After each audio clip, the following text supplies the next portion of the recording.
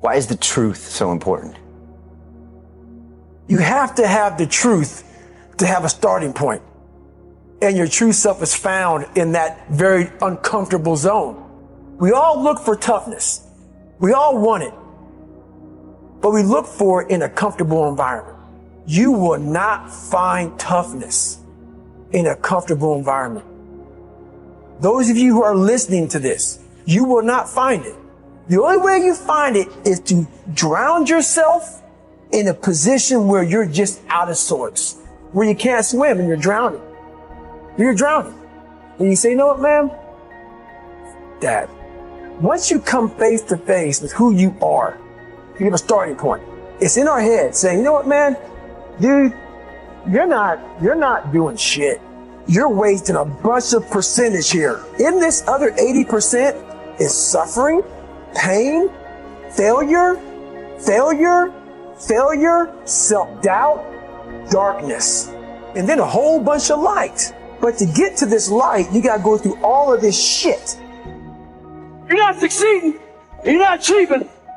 It's because you're afraid to go in that dark place to find yourself. You're setting goals you know you can reach. And when you do that, that fear, that insecurity, that doubt, that's where you grow. You must always set goals that you think you cannot achieve. And then there you get better. When that alarm clock goes off at 4 or 5 in the morning, your mind says no. You just say, this is what we do. It's what we do now. Because to get to where you want to go, the amount of pain involved, the amount of mental pain, of how many times you're going to have to do something that you don't want to do to get to where you want to go. Every day, you must ask yourself, did I do enough? And then once you do this over and over and over again, it becomes like breathing. I don't want to live this lifestyle, but to get to the other side of this, I have to. So if you really want it, you realize what trying is and what trying is not. Your brain is the most powerful weapon in the world. Once you put away your phones and your computers and all that shit we have nowadays, your brain is the only thing you have when you're going through depression, when you're going through hard times, when you're going through death, real life shit. You can't Google that shit, man. You're alone. You're alone. You may have a shrink you're going to, you may have a best friend you're going to, but there's 24 hours in the day where you're alone in this brain. And your brain is talking to you in all kinds of ways. And it wants to control you and pull you in these different pockets. If you can't control your own brain and your brain controls you, you're fucked.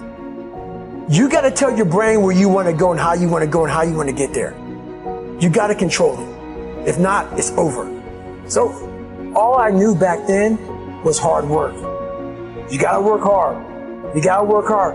I can't get this paragraph. I can't remember what the fuck's in this paragraph to pass this test to get in the military. Read again.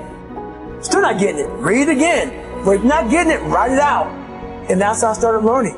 I realized if I keep going back and going back and going back until the shit just becomes, your mind will say, okay, we're going to figure it out. It'll find a way. Because he is not going to stop. It's not like, I'm going to try one more time. No. Alarm clock goes off, boop, we're going back. I can't read right, we're going back. I gave myself no way out, and my mind realized that. They said, okay, we're going to adapt and overcome now. That was my mindset. And that's how you get through things. You put yourself, you immerse yourself wherever it is, and you become that. I became hell. And that became my new norm. I gave myself no way out. There was nothing outside these walls of hell. Nothing.